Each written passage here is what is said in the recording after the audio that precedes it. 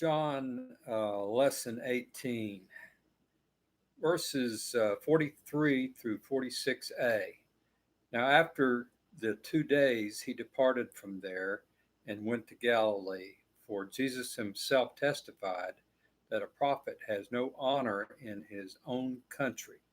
So when he came to Galilee, the Galileans received him, having seen all the things he did in Jerusalem at the feast, for they also had gone to the feast. So Jesus came again to Cana of Galilee, where he had made the water into wine. It should be noted that the enthusiasm of these Galileans was not really soundly based.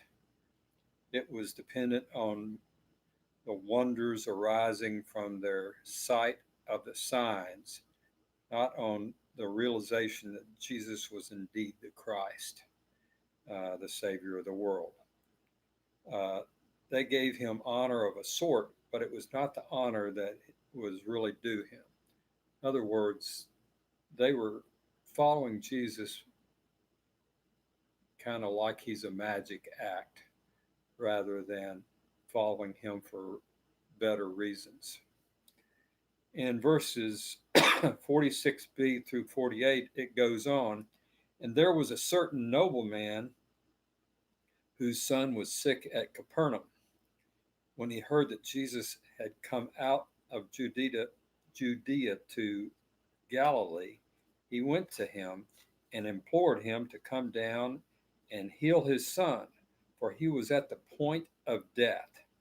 Then Jesus said to him, "Unless you people see signs and wonders, you will by no means believe." So by this time, Jesus had made his home in Capernaum. And though Jesus was at Cana, the nobleman traveled the 20 or so miles from Capernaum to Cana. So for this point in time, that was quite a trip. And it talks about a certain nobleman, called him a certain nobleman in the verses. Literally, in the original language, this would be a royal person. Uh, this man was probably an officer of Herod Antipas, one of the kings of the Roman Empire. This certain nobleman was one of many parents who came to Jesus on behalf of an afflicted child. He obviously came with passion and urgency, that of a father with a sick child who is willing to do anything to help his child uh, be healed. And it said there that the child was at the point of death. So Jesus rebuked those who depended on signs and wonders before they would believe. That was not what Jesus was about or what he wanted.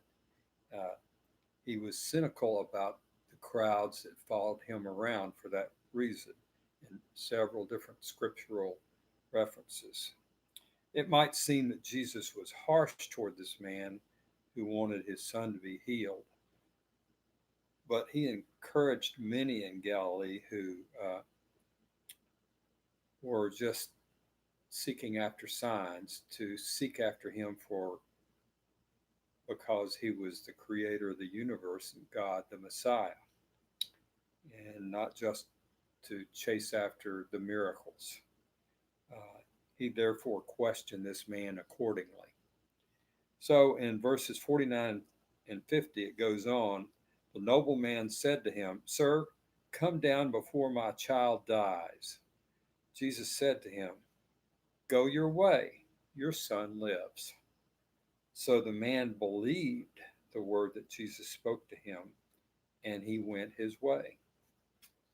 This nobleman's request shows that the nobleman properly understood that Jesus did not intend to discourage asking uh, for help through miracles, but only discouraged faith that seeks only miraculous signs. So the man understood where Jesus was coming from, in other words. And Jesus said, "Go your way, your son lives." Jesus severely tested this man's faith, forcing him to believe in Jesus' word alone and not in any outward demonstration of miracles. So Jesus was testing him, saying, "You're not after the miracles, and you really believe in me? Your son's healed. Do you have the faith to accept that and travel the 20 miles back to your home?" And